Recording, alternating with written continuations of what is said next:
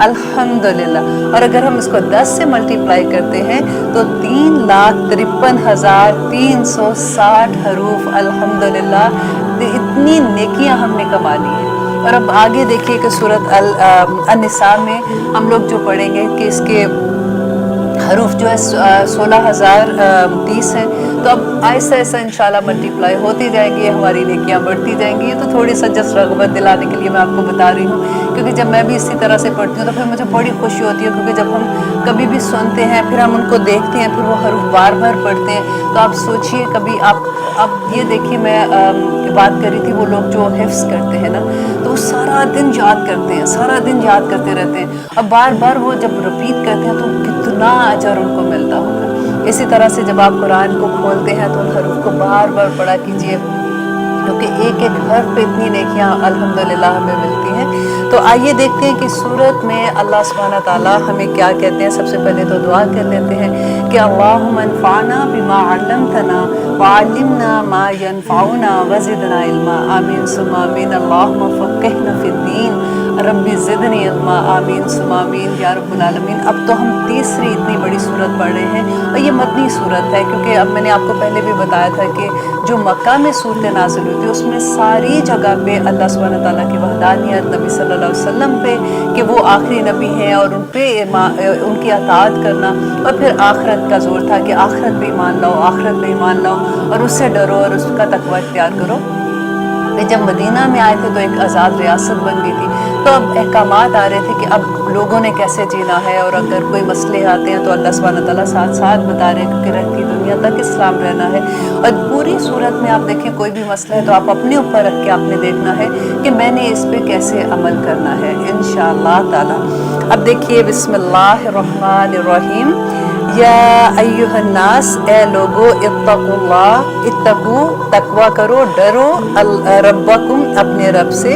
अल्लज़ी, वो जिसने खलक़कुम, पैदा किया तुम्हें, मिन नफ्सिन वाहिद, एक नफ्स से। अब सबसे पहले तो देखिए कि हमने सूरत अल-बक़रा का जो ख़त्म किया था उसमें हमने क्या आयत पढ़ी थी कि वत्तकुल्लाह लअल्लकुम तुफ़्लिहून, कि अल्लाह का तक़वा इख्तियार करो ताकि तुम फलाह पा जाओ। तो अल्लाह सुब्हानहू ताला ने इसमें हमें एक नुस्खा बता दिया कि फ़लाह का मीन्स कामयाबी का, जन्नत में जाने का एक नुस्खा ये है कि जब तक अल्लाह का तक़वा इख्तियार करते हो। अब सूरत निसा में जो हम पहली ही सूरत पढ़ रहे हैं, फिर वही बात आ गई कि या अय्युहन्नास इत्तक़ू रब्बकुम, ए लोगों अपने रब का तक़वा इख्तियार करो। और इसी सूरत में आगे जाके फिर तक़वा का लफ्ज़ आता है। तो सबसे पहले तो हम ये देखें कि इस सूरत के स्टार्ट करने से पहले अल्लाह सुब्हानहू ताला ने इतना ज़ोर तक़वा पे क्यों दिया है, क्योंकि जब हमारे अंदर अल्लाह का तक़वा होगा तभी हम इन तमाम जो अल्लाह सुब्हानहू ताला के अहकामात हैं ना उन पे अमल कर सकेंगे। क्योंकि आगे विरासत का आ रहा है, आगे यतीमों के बारे में आ रहा है, आगे ख़ानदान कैसे बनेगा उसके बारे में अहकामात आ रहे हैं। तो अल्लाह सुब्हानहू ताला ने आपको देखे कुरान पाक में सब जगह पे जहाँ पे भी आता है कि तुम्हारी आजमाइश होगी, किस पे होगी, माल पे होगी ना, और औलाद पे होगी, वो जो हम सारा पढ़ते रहे हैं। अब देखिए कि जब विरासत की बात आती है ना, तो सबसे पहले जब माल का बात आती है, जो भी वली बन जाता है, उसके बाद जो आप लोगों को सबको पता है कि विरासत की तकसीम पे कितनी नाइंसाफ़ियाँ होती हैं। और अब यहाँ पे हम इस सूरत में ये सीखेंगे अल्हम्दुलिल्लाह, क्योंकि देखिए विरासत का कानून जब हम पढ़ेंगे ना तो वो बिल्कुल ऐसे ही है जैसे अगर हम मेडिकल का कोई स्टूडेंट है, वो फिर उसमें स्पेशलाइज़ करता है, कोई हार्ट में करता है, कोई आइस में कर लेता है, कोई फीट में करता है, कोई किसी तरह से कर लेता है। तो बिल्कुल इसी तरह से एक कुरान के भी डिफरेंट एंगल हैं कि वो लोग जिन्होंने इसमें स्पेशलाइज़ किया हुआ है विरासत के, क्योंकि इसमें जमा तकसीम इतनी है कि उसको समझना थोड़ा कई दफ़ा मुश्किल हो जाता है। लेकिन आज इस सूरत में हमें ये समझना है कि अल्लाह का तक़वा क्या है, कि जब विरासत का हुक्म आता है, क्योंकि हम सबकी ज़िंदगियों में ज़िंदगी और मौत का तो लगा ही है, किसी के घर में ज़िंदगी है और कभी मौत का भी वक्त आ जाता है, तो उस वक़्त क्या अहकामात हैं और क्या हमें करना है और अल्लाह का तक़वा कैसे इख्तियार करना है। अब देखिए सबसे पहले तो ये देखिए कि तक़वा कौन करता है, कैसे करता है, कौन मुत्तकी है, कि क्योंकि ये इतना इम्पॉर्टेंट है कि जब हम कुरान भी शुरू करते हैं तो सबसे पहले होता है कि ज़ालिकल किताबु ला रैब फीह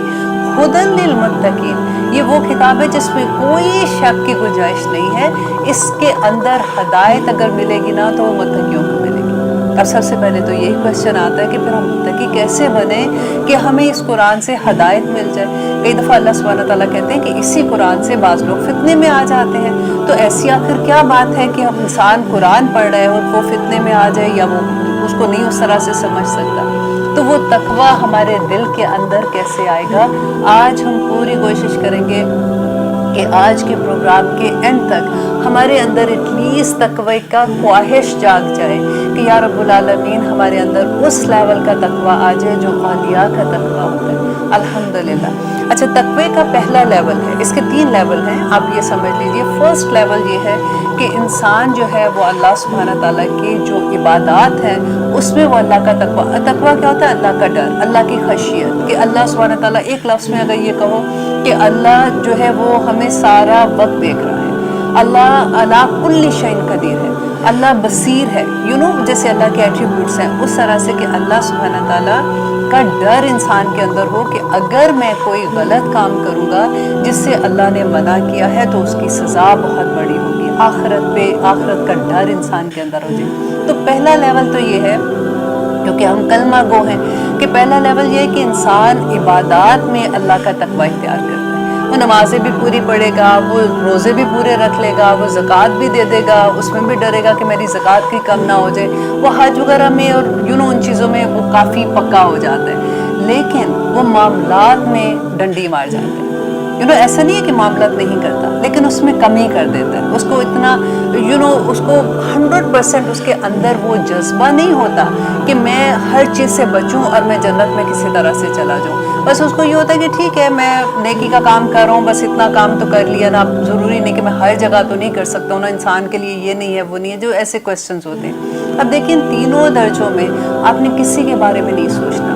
आप सिर्फ अपनी ज़ात को वहाँ पे रख के देखिए कि मैं इसमें से कौन से लेवल पे आती हूँ या आता हूँ। अब देखिए, पहला लेवल वो है जो इबादत में पक्के होते हैं लेकिन मामलात में उनकी कमी हो जाती है। ये वो लोग हैं जिनके बारे में अल्लाह सुब्हानहू ताला ने कहा कि अल्लाह चाहेगा तो उनको माफ़ कर देगा और वो चाहेगा तो उनको सज़ा देगा, और आखिरकार वो अपनी सज़ा भुगत कर दोज़ख में वो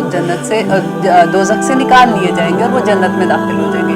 रब्बना ला तजअलना मिनहुम, या अल्लाह हमें उनमें शामिल ना करना, क्योंकि ये बहुत तकलीफ चीज़ है। क्योंकि हम तो इतनी सी आग एक हमारी वो कहते हैं ना, एक यहाँ पे भी लग जाती है तो उसकी भी तकलीफ 2 दिन नहीं जाती, कहाँ दोज़ख की याद अल्लाह ना करे। अच्छा, ये वो मुत्तकी हैं जो पहला दर्जा है।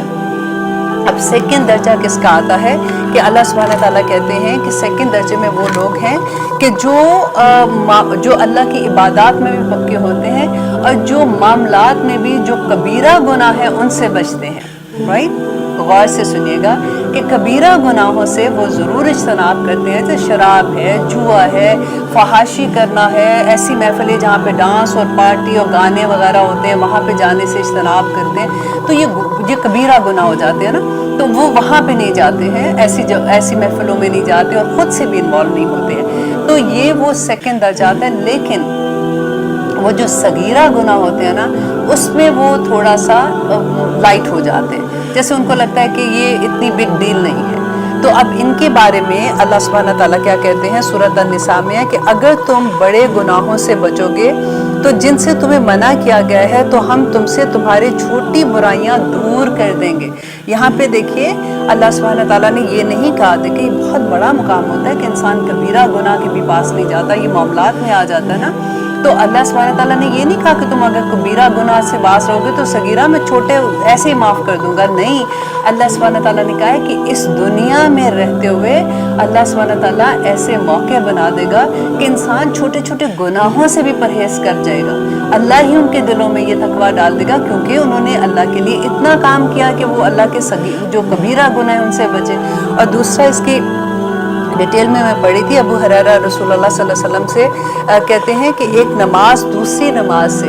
एक जुमा दूसरे जुमे से, एक रमज़ान दूसरे रमज़ान के दरमियान जो वक्त होता है उसमें जो हमारे गुनाह हो जाते हैं उसका कुफारा हो जाता है। अल्हम्दुलिल्लाह। अब ये वो लोग हैं जो कबीरा गुनाहों से बच जाते हैं ना, इबादत उनकी मुकम्मल होती है अल्हम्दुलिल्लाह। और अबू मसूद फरमाते हैं कि मोमिन की शान ये है कि अगर वो गुनाहों से इस तरह डरता है گویا کہ پہاڑ کی چوٹی کے نیچے کھائی میں بیٹھا ہوا ہے، اسے ہر وقت اس بات کا خطرہ ہوتا ہے کہ کہیں پہاڑ اس کے اوپر نہ گر جائے، اتنا وہ گناہوں سے ڈرتا ہے۔ اور اگر جو فاسق ہوتا ہے اس کا یہ حال ہوتا ہے کہ وہ جو بھی گناہ اس کے زندگی میں آتے ہیں یا نافرمانیاں آتی ہیں تو وہ ایسے کرتا ہے جیسے ناک سے اس نے مکھی ہٹا دی ہے۔ تو یہ وہ سیکنڈ لیول ہے جو اللہ سبحانہ تعالیٰ نبی صلی اللہ علیہ وسلم نے بتایا۔ اب دیکھیے یہ تیسرا لیول ہے جو اللہ کے اولیاء کا لیول ہوتا ہے۔ دیکھیں اولیاء ہر انسان بن سکتا ہے، صرف ہماری اپنی محنت ہے، ہمارا اپنا اخلاص ہے۔ اور تیسرا لیول وہ ہے جو تقویٰ کا بلند ترین درجہ ہوتا ہے، جس میں انسان ان چیزوں سے بھی بچتا ہے جو اس کے نفس کو اللہ کی یاد سے غافل کر دیں، اور وہ اس ڈر سے کہ وہ اللہ کی یاد سے غافل کر دیں، وہ جو مباح چیزیں ہیں، جو جائز چیزیں ہیں، ان سے بھی بچتا ہے۔ اللہ اکبر۔ دیکھیے یہ اس بات کو سمجھنے کی کوشش کرتے ہیں کہ مباح چیزیں کیا ہیں، کہ فار ایگزامپل ہم ٹی وی کے آگے بیٹھے ہیں، اب اگر ہم نیوز سن رہے ہیں تو وہ اس میں کوئی گناہ نہیں ہے، اللہ سبحانہ تعالیٰ اس میں کوئی منع نہیں ہے کہ ہم نہیں سن سکتے، لیکن ہم بیٹھے نیوز میں اتنا گم ہو گئے کہ ہم اللہ کی یاد سے غافل ہو گئے۔ تو جو اس تیسرے لیول کا بندہ ہوتا ہے نا، جو تقویٰ کی چوٹی پہ ہوتا ہے، وہ ایسی جگہوں پہ بھی نہیں بیٹھنے سے گھبرا جاتا ہے کہ کہیں اللہ کی یاد سے میں غافل نہ ہو۔ ابھی کئی دفعہ آپ دیکھیے ہم ایسی پارٹیز میں اپنے فرینڈس کے ساتھ بیٹھے ہوتے ہیں، وہ مباح ہیں، اس کا جائز ہے، لیکن جو اولیاء ہوتے ہیں، اللہ کو منانے والے بندے ہوتے ہیں،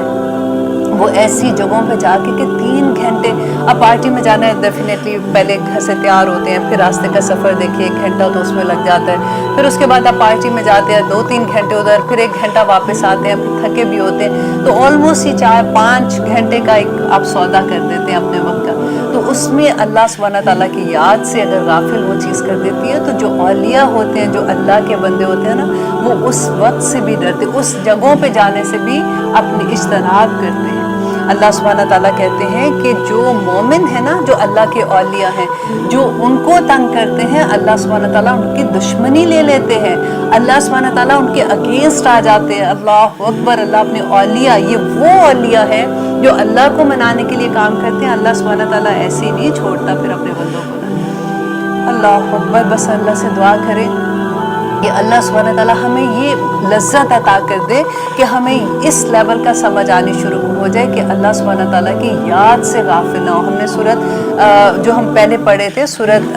آل عمران، اس میں ہم نے اللہ کی یاد سے غافل ہونے کے بارے میں کتنا پڑھا تھا۔ اور آپ دیکھیے کہ یہ وہ لوگ ہوتے ہیں کہ اگر اللہ سبحانہ تعالیٰ سورۃ آل اعراف میں کہتے ہیں کہ اگر بستیوں والے ایمان لاتے اور اللہ کا تقویٰ اختیار کرتے تو ہم ضرور ان پر آسمانوں اور زمینوں میں سے بارشیں کر دیتے رحمتوں کی۔ اللہ اکبر۔ اللہ کی رحمت دیکھیے، ہم کئی دفعہ ہوتا ہے نا کہ ہم کسی مصیبت میں ایسے پھنس جاتے ہیں، کبھی دل ہی اداس ہو جاتا ہے، اللہ سبحانہ تعالیٰ کہتے ہیں کہ میں آسمانوں اور زمین کے خزانے ان لوگوں پہ کھول دیتا اگر وہ میرا تقویٰ اختیار کرتے۔ اللہ سے دعا کریں، اس پروگرام پہ پورا وقت اللہ سے یہ دعا کریں، اللہم آتی نفسی تقواہا وزکیہا انت خیر من زکاہا انت ولیہا ومولاہا، اللہم انی اسألک الہدی والتقی والعفاف والغنی۔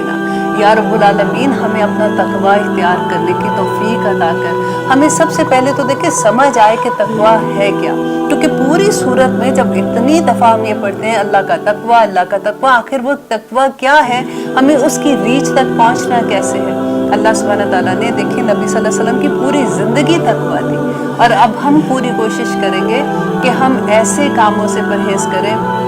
جو اللہ کے احکامات سے دور ہمیں کر دیں، جو اللہ کی یاد سے ہمیں غافل کر دیں۔ اللہ سبحانہ تعالیٰ کہتے ہیں نا کہ جس سے وہ پھر محبت کرتے ہیں، وہ متقی لوگ جس سے اللہ محبت کرتے ہیں، تو اللہ سبحانہ تعالیٰ جبرائیل علیہ السلام کو بلا کے کہتے ہیں، جبرائیل میں اس بندے سے محبت کرتا ہوں، تو بھی اس سے محبت کر۔ اللہ اکبر۔ اللہ محبت کرتا ہے۔ جبرائیل علیہ السلام آسمان کے فرشتوں کو کہتے ہیں کہ میرا رب اس بندے سے محبت کرتا ہے۔ وہ آسمان کے فرشتوں کی گونج زمین کے فرشتوں کو سنائی دیتی ہے، اور وہ اس کے ارد گرد جو انسان کے لوگ ہوتے ہیں نا، وہ ان کو القاء کر دیتے ہیں کہ اس بندے سے محبت کرو کیونکہ رب اس سے محبت کرتا ہے۔ آپ دیکھیں کئی دفعہ ایسے نہیں لگتا کہ کبھی کوئی آپ دیکھتے ہیں، آپ کہتے ہیں کہ میں تو اس کو جانتا بھی نہیں ہوں، یہ کیسے مجھ سے اتنی محبت کر رہا ہے، یہ کیسے مجھ سے اتنی پیار سے بات کر رہا ہے۔ ایکچولی اللہ آپ سے محبت کرتا ہے۔ ہم اس محبت کو حاصل کرنے کے لیے کیسی کیسی چیزیں کرتے ہیں، نیم برانڈ چیزیں پہنتے ہیں، مہنگے مہنگے شوز پہنیں گے، مہنگے پرس لیں گے، مہنگے جوڑے پہنیں گے کہ لوگوں میں ایکسیپٹنس ہو جائے، لوگ سمجھے واو اس نے یہ کیا تھا۔ آپ اللہ کا تقویٰ لے لیں، اللہ وہ واو لوگوں کی آنکھوں سے، ان کی زبان سے، ان کے رویوں سے کر دے گا۔ اللہ اکبر۔ اللہ سے بس دعا کرتے ہیں ہم سب مل کے کہ اللہم آتی نفسی تقواہا۔ آمین ثم آمین۔ لیتے ہیں ایک چھوٹی سی بریک، دیکھتے ہیں کہ آگے اللہ سبحانہ تعالیٰ ہمیں کیا فرماتے ہیں۔ الحمدللہ ہم کر رہے ہیں پہلی آیت کر رہے ہیں، اتنی خوبصورت آیات ہیں کہ آگے جانے کو دل ہی نہیں چاہتا کہ دیکھیں یا ایھا الناس، اے لوگو، اتقوا ربکم، ڈرو اپنے رب سے، الذی، وہ جس نے خلقکم، پیدا کیا تمہیں، من نفس واحد، ایک نفس سے، وخلق منہا، اور اس نے پیدا کیا اسی سے، زوجہا، اس کی بیوی کو، وبثا، اور پھیلا دیے، منہما، ان دونوں سے، رجالاً، مرد، کثیراً، بہت سے، ونساءً، اور عورتوں کو۔ اب یہاں پہ دیکھیے کہ اللہ سبحانہ تعالیٰ کہہ رہے ہیں کہ اے لوگوں جو، اب دیکھیے کئی دفعہ ہوتا ہے نا کہ آپ نے ڈارون کی تھیوری پڑھی ہے، یا پھر ہم پڑھتے ہیں کہ کبھی کبھی ایسے اگر گوگل کر رہے ہوتے ہیں تو کہتے ہیں کہ جی وہ بندروں سے انسان بنے تھے، تو یہاں پہ اللہ سبحانہ تعالیٰ ساری چیزوں کے بارے میں کہتے ہیں کہ دیکھو تم کوئی بندر کی اولاد نہیں ہو، تم کسی تھیوری کی وجہ سے تم ایسے نہیں پیدا ہو گئے ہو، تمہیں ایک نفس آدم علیہ السلام سے پیدا کیا، اور آدم علیہ السلام کی پسلی سے ان کی بیوی کو پیدا کیا۔ دیکھیں کہا نا وَخَلَقَ مِنْهَا، اور اس نے پیدا کی اس سے، زوجہا، اس کی بیوی کو، اور آدم علیہ السلام کی پسلی سے جب زوجہ کو ان کی پیدا کیا تو کہتے ہیں کہ عورت جو ہے نا وہ پسلی سے کیونکہ پیدا ہوئی ہے وہ ٹیڑھی ہوتی ہے، اس کو سیدھا کرنے کی کوشش نہ کرو۔ یہ سارے آدمیوں کو ایک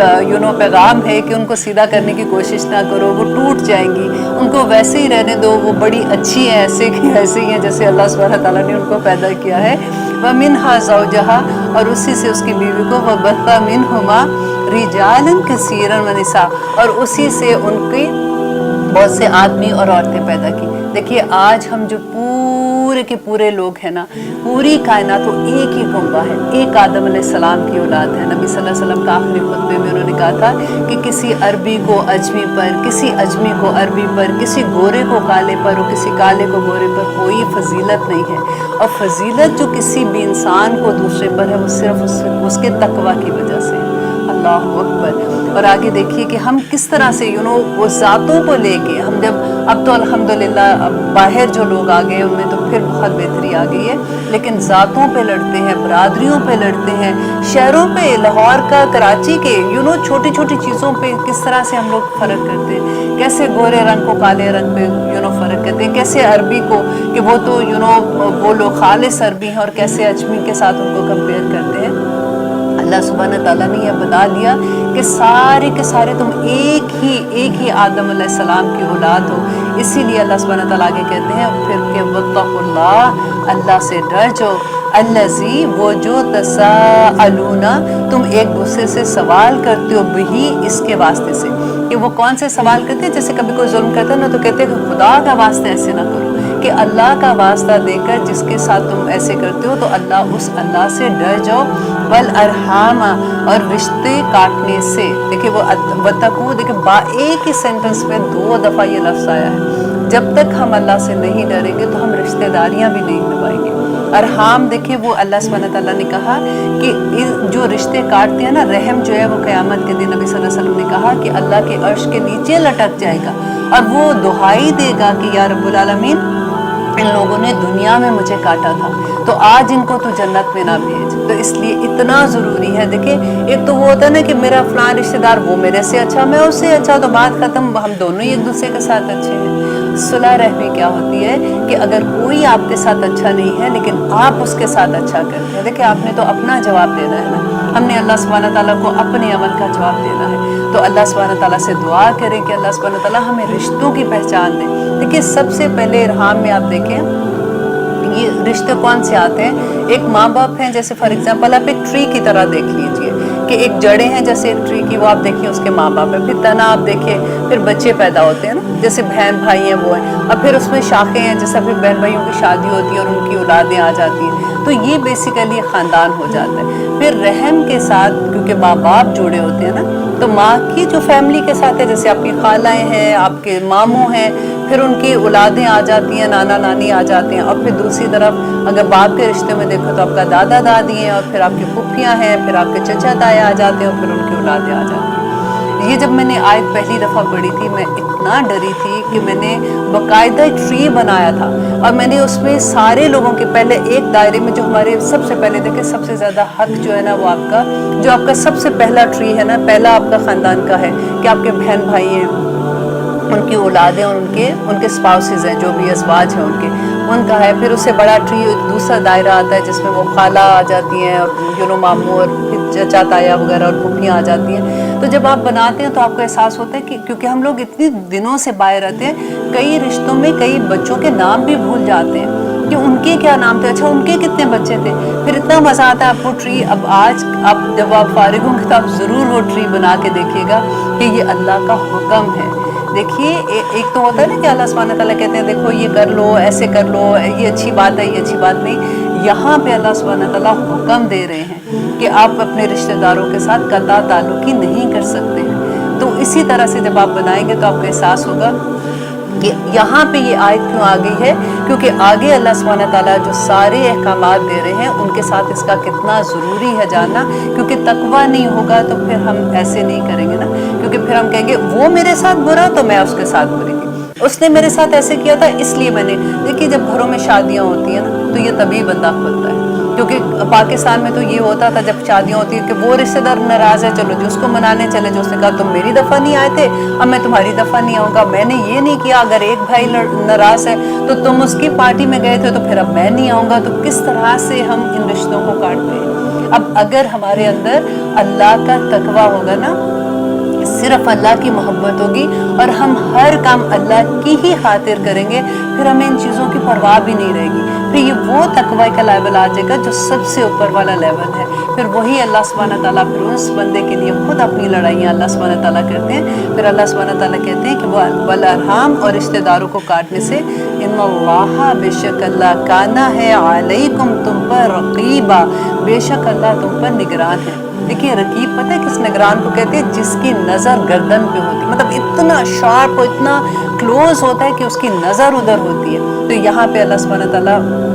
کہتے ہیں کہ بے شک اللہ سبحانہ تعالیٰ وہی بات کہ تمہیں دیکھ رہا ہے، تمہارا نگران ہے، تم جو کچھ بھی کر رہے ہو۔ وَآتُوا اور دو الیتامى یتیموں کو اموالہم۔ اب دیکھیے اب یہاں پہ بات آ گئی یتیموں کی کہ دیکھیے اللہ سے اتنا پیار آتا ہے جس کو کہنے کہ یا رب العالمین یہ وہ لوگ ہوتے ہیں جیسے یتیم جو ہوتے ہیں نا کہ جن کو سوسائٹی میں بھی وہ اتنی پیار نہیں مل رہا ہوتا جب بچے چھوٹے ہوتے ہیں، یا رشتہ دار بھی دیکھیں ماں باپ زندہ ہوتے ہیں تو زیادہ پیار مل رہا ہوتا ہے، بچوں کو دیکھ رہے ہوتے ہیں، جب ماں باپ ہی نہیں رہتے تو پھر ان بچوں کی جو حالت ہوتی ہے آپ کے سامنے، جن میں اللہ کا رحم ہوگا، اللہ کا تقویٰ ہوگا۔ اسی لیے اللہ سبحانہ تعالیٰ شروع میں تقویٰ کا لفظ اتنی دفعہ لائے ہیں، تو تبھی یہ ساری چیزوں کی ہمیں سمجھ بھی آئے گی۔ اب یتیموں کے بارے میں جس کا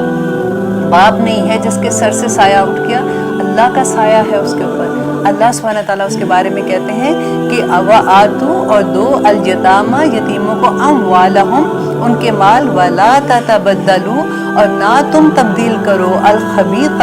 ناپاک کو بالطیب پاک سے۔ اور جو ناپاک چیزیں ہیں، اگر دیکھیں اگر کوئی باپ جیسے فوت ہو گیا، اس کے بچے نابالغ ہیں، ابھی چھوٹے ہیں، تو اللہ سبحانہ تعالیٰ ان کے بارے میں کہتے ہیں کہ ایسا نہیں ہے کہ ان کو نہیں پتا تو تم ان کے جو اچھے مال ہیں تم اپنے بزنس میں لگا کے بعد میں ان کو کہو کہ نہیں جی یہ تو نقصان ہو گیا اب میں نہیں دے سکتا، یا پھر ان کے گھر کی ایسی چیزیں تھیں جو تم نے جلدی جلدی استعمال کر لیں کہ یہ تو اب بڑے ہوں گے تو یہ دیکھ لیں گے تو جلدی جلدی سے اب ہم یہ کر لیتے ہیں، اب پھر ان کو جو یوزڈ چیزیں ہیں خراب ہو گئی ہیں وہ کہتے ہیں یہ آپ کی چیزیں رہ گئی ہیں۔ تو یہاں پہ اللہ سبحانہ تعالیٰ وارن کر رہے ہیں کہ ایسا مت کرنا کہ ان کو خبیث چیزوں کے ساتھ ان کی طیب چیزوں کو بدل دو، ولا اور نہ تأکلوا اور مت کھاؤ، اموالہم ان کے مال، الی اموالکم اپنے مالوں کے ساتھ ملا کر۔ دیکھیں جیسے میں نے پہلے کہا نا کہ اپنے مالوں کے ساتھ ملا کر، کہ اللہ سبحانہ تعالیٰ کہتے ہیں ایسے مت کرنا، انہو بے شک وہ کانا ہے خوباً گناہ کبیرہ، بہت بڑا گناہ ہے یہ۔ کہ تم ان کے مال اپنے مالوں میں ملا دو یا پھر ان کی کوئی چیز اپنی چیزوں میں ملا کے، اس لیے کہ ان کو کیا پتہ چلنا۔ آپ کو یاد ہے کہ سورۃ کہف میں ہم نے پڑھا تھا کہ اس زمانے میں یہ ہوتا تھا کہ لوگوں کے پاس جو جائیدادیں ہوتی تھی وہ ماں باپ جو ہوتے تھے وہ کھود کے زمین میں اس کے اندر چھپا دیتے تھے، تو وہ جو بچے تھے ان کے ماں باپ اتنے نیک لوگ تھے، اللہ کرے کہ ہم بھی ایسے ماں باپ ہوں۔ تو جب ان کی دیوار گری تھی تو حضرت موسیٰ علیہ السلام جا رہے تھے ساتھ سفر پہ، تو انہوں نے کہا کہ وہ دیوار جب بنا دی تھی تو انہوں نے کہا کیونکہ ان کے ماں باپ نیک تھے، اور اگر اس لیے دیوار اللہ سبحانہ تعالیٰ نے حکم دیا تھا وہ بنا دی تھی، ورنہ گاؤں کے لوگ آتے تو وہ دیکھتے کہ نیچے سے خزانہ مل جاتا تو خزانہ لوٹ کے لے جاتے۔ اللہ حفاظتیں کرنے والا ہے ایسے لوگوں کی۔ دیکھیے کہ وہاں پہ اب یہاں پہ اس زمانے میں کیا تھا کہ نبی صلی اللہ علیہ وسلم کے زمانے میں جب یہ قرآن نازل ہو رہا تھا، اب تو یہ ہوتا ہے نا کہ جیسے جو یتیم ہو جاتا ہے تو پھر ماں کی ذمہ داری ہو جاتی ہے، تو اس زمانے میں ایسا نہیں تھا۔ یتیم جو تھا اس کے ولی جو اس کا ہوتا تھا، جیسے اس کا چچا ہے یا اس کا چچا نہیں ہے تو تایا، چچا، ماما جو بھی ہوتے تھے نا، جو اس کا ولی ہوتا تھا وہ ان کی ذمہ داری ہوتی تھی، اور بڑا فخر محسوس کرتے تھے، باقاعدہ لڑائی ہوتی تھی کہ نہیں یہ ہماری کفالت میں جائیں گے، اور اگر وہ نہیں ہوتے تھے تو پھر جو قبیلہ ہوتا تھا وہ اس کا کفالت کرتا تھا۔ آج کل تو ہم نے پورا سسٹم ہی بدل دیا ہے۔ اگر کبھی ایسے ہوتا ہے تو وہ ماں بیچاری جس کے پاس ابھی اتنے ذرائع بھی نہیں ہوتے، وہ کس طرح سے کمائے، کیا کرے کیا نہیں کرے، ساری اس کے ذمہ ہو جاتی ہے، اور پورے رشتہ دار بھاگ جاتے ہیں ایسے کہ ہماری کوئی ذمہ داری ہی نہیں۔ تو اب یہاں پہ اللہ سبحانہ تعالیٰ ان کے بارے میں سارے احکامات دے رہے ہیں کہ ان کا مال اپنے مال کے ساتھ ملا کے نہ کھاؤ، بے شک یہ گناہ ہے بہت بڑا۔ وَإِنْ خِفْتُمْ، اور اگر خوف ہو تمہیں اللہ کہ نہ تقسموا کہ تم تقسطوا کہ تم انصاف کر سکو گے، فی الیتامى یتیموں کے بارے میں، فانکحوا تو نکاح کر لو۔ اب یہ آیت کو سمجھنا بڑا ضروری ہے۔ اب آپ بڑے تحمل سے اس آیت کو سمجھیے گا کہ یہاں پہ کیونکہ یتیم کی بات ہو رہی ہے، تو یہ جو آیت ہے نا وَإِنْ خِفْتُمْ أَلَّا تُقْسِطُوا فِي الْيَتَامَى، کہ اگر تمہیں یہ ڈر ہو کہ نہیں تم انصاف کر سکو گے یتیم لڑکیوں کے بارے میں۔ اب دیکھیں کیا ہوتا تھا کہ جیسے اب جو یتیم ہو جاتا تھا اگر اس کے پاس مال ہے تو کیا ہوتا تھا کہ فار ایگزامپل وہ چچا کی کفالت میں آ گیا، تو چچا یہ سوچتا کہ جی یہ مال بھی آ جائے گا تو وہ اپنے کسی نکمے بیٹے کے ساتھ اس کی شادی کر دے، یا پھر آپ نے وہ بھی دیکھا ہے کہ کئی دفعہ ہوتا ہے کہ مال جائیداد تقسیم نہ ہو تو وہ جو بالکل چھوٹے بچے ہوتے ہیں جو بھی بالغ بھی نہیں ہوتے، اتنی بڑی بڑی عورتوں کی شادی ان سے کر کے تاکہ ہماری جائیداد تقسیم نہ ہو، زیادتی کرتے ہیں۔ کئی دفعہ آپ نے یہ بھی پڑھا ہوگا کہ قرآن کے ساتھ شادی کر دی تاکہ ہماری بچی وہ باہر نہیں جائے گی۔ تو یہ رسمیں اس زمانے میں بھی تھی اور آج بھی یہی کچھ ہو رہا ہوتا ہے نا۔ تو اللہ سبحانہ تعالیٰ یہاں پہ اسی کے بارے میں کہہ رہے ہیں کہ اگر تمہیں یہ ڈر ہو کہ تم انصاف نہیں کر سکیں گے، کیونکہ یہ بہت بڑا گناہ ہے نا، گناہ کبیرہ، اس کی وجہ سے تم دوزخ میں جاؤ گے، تو اگر تمہیں یہ ڈر ہے کہ انصاف نہیں کر سکو گے، فانکحوا تو نکاح کرو، ما طاب لکم اس سے جو پسند آ جائیں تم کو، مطلب باہر جو لڑکیاں جو عورتیں تمہیں پسند آتی ہیں، کیونکہ نکاح کی ایک بہت بڑی شرط یہ بھی ہے کہ پسند آنا چاہیے، ایسے نہیں کہ تم مال کی محبت میں ان سے شادی کر رہے ہو، تو جو تمہیں پسند آ جاتی ہے من النساء عورتوں میں سے، مثنی دو دو و ثلاثہ تین تین یا رباع اور یا چار چار، یہ پہلا مقام ہے اور ایک ہی مقام ہے قرآن پاک میں جہاں پہ یہ تعداد کا ذکر کیا گیا۔ اس کی اب انشاءاللہ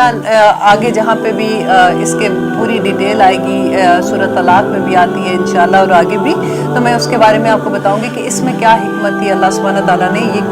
یہ جو دیکھیے یہاں پہ ایک بات آپ اچھے سے سمجھ لیں کہ یہ حکم نہیں ہے اللہ سبحانہ تعالیٰ کا کہ یہ 4 شادیاں کرنا یا 3 یا 2 شادیاں کرنا۔ یہ اس زمانے میں جب یہ آیت نازل ہوئی تھی نا تو عربوں میں یہ رواج ہوتا تھا، وہ بہت شادیاں کر لیتے تھے۔ آپ کو یاد ہے داؤد علیہ السلام کا جب قصہ پڑھتے ہیں تو داؤد علیہ السلام کی 100 بیویاں تھیں، اس کے علاوہ جو مشرکین مکہ تھے وہ تو ان کی بے شمار بیویاں ہوتی تھی۔ اگر آپ نے شہزادوں کی ہسٹری اگر آپ دیکھتے ہو تو وہ حرم میں اتنی عورتوں سے نکاح کر کے رکھا ہوتا تھا، پھر پتہ ہی نہیں ہوتا تھا کہ کون عورت کہاں ہے، اور اس کا کسی کا حق نہیں دیا جاتا تھا، عورتوں کو غلامی کی طرح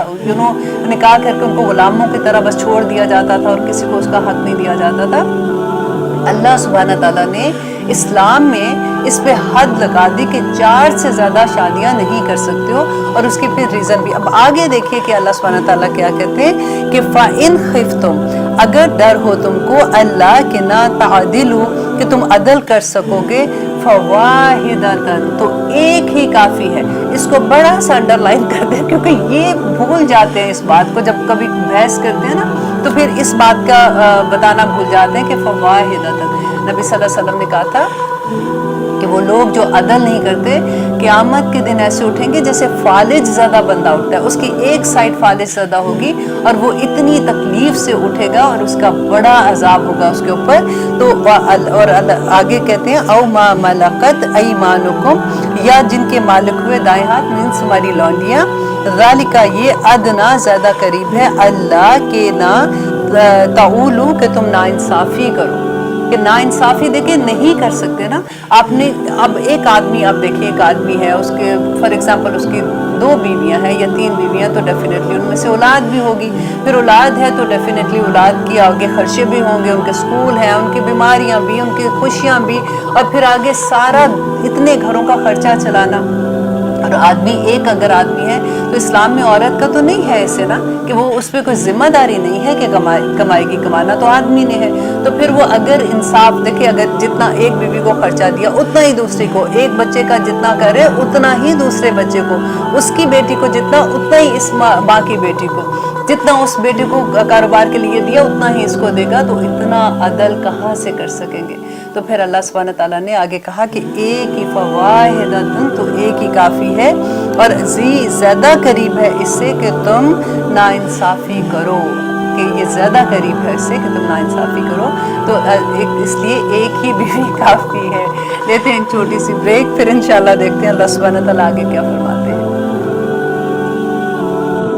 ہم کر رہے ہیں سورۃ النساء کی آیت نمبر 4. اب دیکھیے اللہ سبحانہ تعالیٰ آگے کیا کہہ رہے ہیں. وَآتُوا النِّسَاءَ، اور دو عورتوں کو صدقاتہن، مہر ان کے، نحلۃً، خوش دلی سے. اب دیکھیے یہاں پہ بات ہو رہی ہے مہر کی. مہر نکاح کا لازمی حصہ ہے، اس کے بغیر نکاح نہیں ہوتا. آدمی کو نکاح میں مہر دینا ہوتا ہے، اور اس میں دیکھیے آپ نے سنا ہوگا وہ کہتے ہیں جی شرعی مہر. اس کا کہاں سے یہ بات آئی ہے، کون سی حدیث میں انہوں نے یہ پڑھا ہے؟ کیونکہ نبی صلی اللہ علیہ وسلم نے خود جو مہر دیا تھا وہ 500 درہم ان کو چاندی حق مہر میں دی تھی، جو کہ 187 تولہ بنتی ہے. تو یہ کہاں سے یہ بات آئی، یہ سمجھ نہیں آئی ہے کہ جو لوگ کہتے ہیں جی دیکھیں جب جہیز دینا ہے تو اس وقت تو اتنی چیزیں مانگتے ہیں جس کے اوپر نہیں کہ یہ ایسے ویسے. تو جب دینے کی باری آتی ہے، مہر دینے کی باری آتی ہے، تو شرعی مہر ان کو یاد آ جاتا ہے. اور یہ میں سوچ رہی تھی کہ ایسا ہو سکتا ہے کہ کسی زمانے میں چاندی کی قیمت ایسے ہو کہ جیسے شروع میں تو سونا بھی اتنا مہنگا نہیں ہوتا تھا آج کے حساب سے اگر کمپیئر کرو، تو کبھی ایسا ہوا ہوگا میں بھی 3200 روپے کا کچھ اتنا تولہ بن گیا ہوگا، تو وہ اس وقت سے پھر وہ بات چلی ہے. لیکن آج کے زمانے سے اگر آپ لیتے ہیں تو یہ اس کا کوئی بھی وجود نہیں ہے. قرآن پاک میں اللہ سبحانہ تعالیٰ نے کہا کہ اگر آدمی کی حیثیت کنتار ہے، مطلب سونے کا پہاڑ جتنی ہے، تو وہ اتنا بھی دے سکتا ہے. اس میں کوئی شرط نہیں ہے کہ اتنی آدمی کی حیثیت پہ ہے کہ وہ کتنا مہر دے گا. تو یہاں پہ وہی اللہ سبحانہ تعالیٰ نے کہا کہ دو عورتوں کو مہر ان کے خوش دلی سے دو. فَإِن طِبْنَ، بس اگر وہ اتنا خوشی سے دے دے، لکم تمہیں، عن شیء کوئی چیز، من ہو اس میں سے، نفس خود ہی، اور اگر وہ اپنی دل کی خوشی سے تمہیں معاف کر دیتی ہے یا پھر اس مہر میں سے کچھ رقم سے تمہیں کوئی تحفہ دیتی ہے، تو فَكُلُوهُ، تو کھاؤ اسے، حنیًا، خوشی سے، مریہ، اور خوشگوار سمجھ کر اس کو لے لو. کہ اس میں کوئی ایسی نہیں ہے کہ آپ سوچو کہ نہیں یہ تو مہر کی رقم تھی میں نے نہیں لینی ہے. اور عورت کا یہ حق ہے اس کا مہر، وہ آدمی سے اگر آدمی نہیں دیتا تو وہ ڈیمانڈ کر سکتی ہے. لیکن مہر کا تعلق ایسے نہیں، بعض لوگ کہتے ہیں نہیں جی اتنا مہر یا لکھوا دیا تو یہ تو طلاق کے وقت دینا پڑے گا، تو اس کا طلاق کے ساتھ کوئی تعلق نہیں ہے. مہر شادی پہ ہی، بلکہ شادی کی رات ہی، مجھے تو جب میں پڑھی تھی تو جتنی جلدی ہو سکتا ہے مہر ادا کرنا چاہیے، کیونکہ وہ عورت کا حق ہے. اور آگے کہتے ہیں اللہ سبحانہ تعالیٰ وَلَا تُؤْتُوا، اور نہ تم دو، السفہاء، نادانوں کو، اموالکم، مال اپنے، التی، وہ جو، جعل اللہ، بنایا اللہ نے، لکم، تمہارے لیے، قیامًا، زندگی گزارنے کا ذریعہ، وارزقوہم، تو رزق دو انہیں، فیہا اس میں، وکسوہم، تو پہناؤ انہیں، وقولو، اور کہو، لہم ان سے، قولاً معروفا، اور ان سے بات کرو بھلی. اب یہاں پہ دیکھیے کہ سیکنڈ چیز جو اللہ سبحانہ تعالیٰ پھر سے واپس یتیم کے بارے میں بات کر رہے ہیں کہ یتیم جو ہے اگر وہ چھوٹے بچے ہیں، ابھی ان میں سمجھ نہیں ہے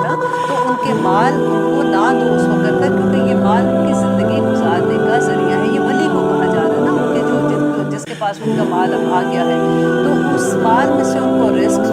دو، جیسے ان کے کھانے پینے کا بندوبست کرنا اس میں، اور ان کے کپڑے پہنانے کا، اور ان سے اچھی بات کرو۔ ایک دفعہ دیکھیں یہ بھی ہوتا ہے کہ جو ولی ہوتا ہے نا، اگر کبھی بعض لوگ ہی سکھا دیتے ہیں کہ دیکھو وہ تمہارے باپ کا مال تھا اس میں سے وہ کھا رہا ہے یا کچھ ہے، تو وہ اگر کبھی ایسا ہوتا ہے کہ غصے سے بات کر دے تو اللہ سبحانہ تعالیٰ ان کو کہتے ہیں کہ نہیں، ان سے اپنی بات کو، ان سے اچھا سلوک کرو۔ اور پھر آگے کہتے ہیں وَابْتَلُوا، اور آزماتے رہو الیتامیٰ یتیموں کو، حتیٰ یہاں تک کہ اذا جب بلغوا وہ پہنچ جائے النکاح نکاح کی عمر کو۔ ولی کو بتایا جا رہا ہے کہ جب تک ان کو دیکھتے رہو کہ ان میں شعور اتنا آ گیا ہے کہ وہ اپنے پیسوں کی حفاظت کر سکتے۔ ایسا نہیں ہے کہ تم کہو کہ میرے ذمے ختم کرو، میں کسی طرح سے پکڑا ہوں، نہیں، آپ ایسے نہیں کر سکتے۔ آگے اللہ سبحانہ تعالیٰ بڑی خوبصورت ایگزامپل، جیسے ہوتا ہے ایک پکچر کریٹ کر دیتے ہیں اللہ سبحانہ تعالیٰ، تو یہاں پہ اللہ سبحانہ کہتے ہیں کہ ان کو آزماتے رہو یہاں تک کہ وہ پہنچے نکاح کی عمر کو۔ فَإِن، پس اگر آنستم پا تم منہم ان میں رشدہ بھلائی سوجھ بوجھ، فادفعوا تو دے دو انہیں علیہم انہیں اموالہم تو ان کے مال پورے کے پورے ان کو واپس دے دو، ولا تأکلوها اور نہ کھاؤ انہیں اسرافا اسراف کرتے ہوئے، و بدارا اور جلدی جلدی کرتے ہوئے، ان کے ان یکبروا کہ وہ بڑے ہو جائیں۔ اب دیکھیے کہ کتنی خوبصورت بات ہے، اگر آپ غور کریں تو کیا ہوتا ہے، کبھی ایسا ہوتا ہے کہ کسی کے پاس کسی کا مال ہے، فار ایگزامپل میں ایک یتیم بچوں کی ایگزامپل آپ لے لیں، یا پھر ایسے کہ کوئی بوڑھا ہے آپ کے پاس نا، فار ایگزامپل کسی کی بڑے جیسے ہوتے ہیں ماں باپ میں سے کوئی بڑے ہیں، باقی بہن بھائی کہیں اور رہتے ہیں، ایک بھائی ہے بہن ہے جس کے پاس ذمہ داری ہے کہ وہ ان کے پاس رہتے ہیں، ان کا مال جو ہے بعض دفعہ لوگوں نے، جب میں سنتی ہوں تو رونگٹے کھڑے ہو جاتے ہیں کہ انہیں اس چکر میں کہ کہیں یہ فوت ہو جائیں گے تو جو مال بچے گا تو دوسرے بھائی بھی بیچ میں آ جائیں گے یا بہن بھائی آ جائیں گے، تو جلدی جلدی وہ مال کو ان پہ خرچ کرنا کہ جی ہم تو ان کا کھانا اس میں سے آیا تو ان کے ڈائپر اس میں سے آئے تو اس میں سے یہ ہو گیا تو خود بھی کھا رہے ہیں، تو پھر وہ جلدی جلدی وہ مال ختم کرنے کی کوشش کرتے ہیں۔ یہاں پہ اللہ سبحانہ تعالیٰ وہی بات یتیم کے بارے میں کہہ رہے ہیں کہ آپ کو یہ ڈر ہو کہ یہ جوان ہو جائے گا تو اس کو دینا پڑے گا، تو جلدی جلدی اس کا مال آپ خرچ کرنے کی کوشش کرو اور اس سے اپنی ضرورتیں زندگی پوری کرو۔ تو یہاں پہ اس کا منع کیا گیا ہے کہ وہ بڑے ہو جائے۔ وَمَنْ كَانَ اور جو کوئی ہو غنیًا غنی، فَلْيَسْتَعْفِفْ تو اس کو چاہیے کہ وہ اس سے بچے، کہ اگر تو وہ غنی ہے تو اس کو چاہیے، اگر وہ اتنا ہے کہ وہ اپنے مال جو ہے وہ اس سے اپنا خرچہ پورا کر سکتا ہے تو پھر یتیم کے مال میں سے کچھ نہ لے۔ اور وَمَنْ كَانَ فَقِيرًا، دیکھیے بتایا جا رہا ہے کہ اگر کوئی فقیر ہے، اگر کوئی محتاج ہے، ضرورت مند ہے، وہ خود ہی سے غریب ہے جو اس کا ولی ہے، تو فَلْيَأْكُلْ تو پس چاہیے کہ وہ کھائے بالمعروف اچھے طریقے سے۔ فَإِذَا پس جب دفعتم دے دو تم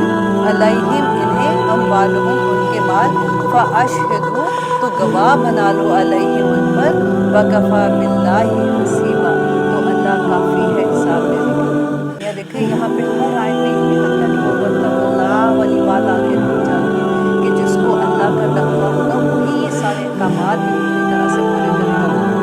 یہاں پہ اللہ سبحانہ تعالیٰ کہتے ہیں کہ اگر غنی ہے تو وہ اس کے مال میں سے کچھ نہ لے، لیکن اگر کوئی غریب ہے، خود ہی سے اس کے حالات ایسے ہیں، تو پھر وہ اس کی کفالت کرنے کے لیے بھی کہ چلو میں اس کی حفاظت کروں، یا اس کے مال کو میں نے انویسٹ کیا ہوا ہے تو اس میں سے اگر وہ لے کے اپنا بھی تھوڑا بہت خرچہ چلا لیتا ہے تو وہ یہ کر سکتا ہے، لیکن پھر اللہ سبحانہ تعالیٰ کہہ رہے ہیں کہ حسیب حساب تو اللہ نے لینا ہے، اگر تم اس میں زیادتی کرو گے تو اللہ پوچھ لے گا قیامت کے دن۔ اور پھر آگے اللہ سبحانہ تعالیٰ کہتے ہیں للرجالی، اور اب یہاں پہ وراثت کے قانون کے بارے میں آ رہا ہے کہ اتنا یہ اگلی جو بھی آیات ہے یہ اتنی غور سے سننے والی ہے،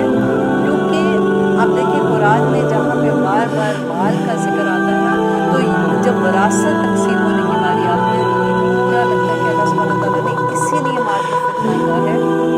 کہ جب مال تقسیم کی باری آتی ہے تو جو ولی ہوتا ہے وہ کس کس قسم کی زیادتیاں کرتے ہیں، وہ کیسے مال کو تقسیم کرنے میں غلط کام کر جاتے ہیں۔ تو اس آیات سے انشاءاللہ ہمیں یہ تو ضرور احساس ہو جائے گا کہ جب کبھی اللہ نہ کرے، جب بھی یہ تو زندگی کا ہے، زندگی موت ہے، کسی کی ڈیتھ ہوتی ہے تو آپ کو اس بات کا پتہ ہو کہ اس کی ڈویژن کیسے ہونی ہے، اور اگر کچھ غلط ہو رہا ہے تو اس کے لیے کتنا بڑا گناہ ہے، کیونکہ یہ فرض ہے۔ دیکھیے تقسیم جو ہے نا مال کی وراثت کے احکامات یہ فرض ہے، جیسے نماز فرض ہے نا، آپ ایسے تو نہیں کر سکتے کہ نماز آج میرا دل نہیں چاہ رہا تو چلو آج میں 4 کے بجائے 2 فرض پڑھ لیتی ہوں، یا آج میرا دل نہیں چاہ رہا میں نے تو بس کھڑے ہو کے نہیں، میں بیٹھ کے جیسے بھی پڑھ رہی ہوں تو میں نے آج سجدے میں نہیں جانا، نہیں کر سکتے نا۔ اسی طرح سے یہ جو وراثت کے احکامات ہیں نا یہ بھی فرض ہے، ان کو جب اس کی اہمیت سمجھیں گے، اسی لیے واتقوا اللہ اللہ نے بار بار کہا تھا کہ جب ہم اس کی اہمیت سمجھ جائیں گے تو پھر ہمیں اتنا ڈر لگے گا، کیونکہ جیسے ان آیات کی سمجھ آتی ہے نا تو فوراً دماغ میں آتا ہے کہ یا اللہ جب میری دادی فوت ہوئی تھی تو کیا ہوا تھا، جب میرے نانا فوت ہوئے تھے کیا ہوا تھا، جب میری امی فار ایگزامپل میری امی کی ڈیتھ ہوئی تھی، تو ہم وہ سارے سینیریوز آنکھوں کے آگے لاتے ہیں، پھر اللہ سے معافی مانگتے ہیں کہ یا اللہ ہمیں تو اتنی ڈیٹیل نہیں پتہ تھی، ہمیں معاف کرنا۔ اور دیکھیے یہ ہر مسلمان کو پتہ ہونا چاہیے، کیونکہ یہ ہمارے قرآن میں ہے، اللہ سبحانہ تعالیٰ نے بلیک اینڈ وائٹ ساری چیزوں کو بتا دیا ہے۔ اب یہ جو وراثت کا قانون ہے نا یہ بہت وسیع اس کا علم ہے، اور جتنا بھی ابھی جتنا ہمیں سمجھ آتی ہے قرآن سے اتنا تو ہم لیں گے، لیکن اگر اس سے زیادہ کسی کو کوئی بات پوچھنی ہوتی ہے تو پھر جو اس میں جنہوں نے زیادہ پڑھا ہوا ہے سمجھا ہوا ہے تو پھر آپ ان سے بھی پوچھ سکتے ہیں۔ الحمدللہ اب یہاں پہ پہلا قانون آ رہا ہے وراثت کا کہ للرجالی مردوں کے لیے نصیب ایک حصہ مما اس میں سے جو تارکہ چھوڑ جائیں والدانی والدین والاقربون اور رشتہ دار، وللنسائی اور عورتوں کے لیے ہے نصیباً ایک حصہ مما اس میں سے تارکہ چھوڑ جائیں والدانی والدین والاقربون اور قرابت دار۔ اب پہلی آیت میں اللہ سبحانہ تعالیٰ نے پہلے دیکھیے کہ عورتوں اور آدمیوں کو برابر کا حصہ بتا دیا۔ اس سے پہلے کیا ہوتا تھا کہ مشرکین مکہ میں اہل عرب میں یہ رواج ہوتا تھا کہ عورتوں کا کوئی حصہ نہیں ہوتا تھا، تو اس وجہ سے اسلام میں یہ پہلی دفعہ یہ ہوا کہ اللہ سبحانہ تعالیٰ نے بتایا کہ جیسے آدمیوں کا حصہ ہے ویسے ہی عورتوں کا بھی حصہ ہے اس میں، اور پھر اس کی ڈویژن کیسے ہوگی وہ اتنی خوبصورت ہے۔ دیکھیں جب آپ کو انڈرسٹینڈنگ ہو جاتی ہے نا اس چیز کی کہ کیوں آدمیوں کا اتنا حصہ تھا، اور اب ویسے تو بات یہ ہے کہ اللہ سبحانہ تعالیٰ کے احکامات میں تو ان کا کوئی جواز ہی پیدا نہیں ہوتا، ہم کون ہوتے ہیں یہ کہنے والے کہ کیوں یہ ایسا تھا، لیکن پھر بھی جب ہمیں سمجھ آتی ہے تو اس کو تھوڑا سا جب میں انشاءاللہ جہاں پہ آئے گا اتنی آیات میں تو میں آپ کو اس کا ڈفرنس کہ کیوں آدمیوں کا حصہ دگنا ہے عورت سے اس کی ریزن کیا ہے۔ دیکھیے آج کی سوسائٹی میں اگر آپ یہ وراثت کے قانون کو لے کے آج کی سوسائٹی کے مطابق دیکھیں گے نا تو اللہ سبحانہ تعالیٰ نے یہ سوسائٹی کو نہیں بنائی، سوسائٹی کا جو اصول اللہ نے دیا تھا کہ کس طرح کی سوسائٹی ہونی چاہیے، ماں کیسے، باپ کیسے، اولاد کیسے، ان کے حقوق کیسے، اور کیسے یہ رشتے ہیں اور کیسے ان کے حقوق و فرائض ہیں، تو وہاں پہ یہ جب ہم اپلائی کرتے ہیں تو اتنی خوبصورتی سے یہ چیزیں فٹ ہوتی ہیں کہ پھر کسی کی حق تلفی نہیں ہوتی۔ تو اب آگے اللہ سبحانہ تعالیٰ کہتے ہیں مما اس میں سے جو قلّا قلیل ہو، منہ اس میں سے، او کثر یا بہت زیادہ ہو، نصیباً حصہ ہے، مفروضاً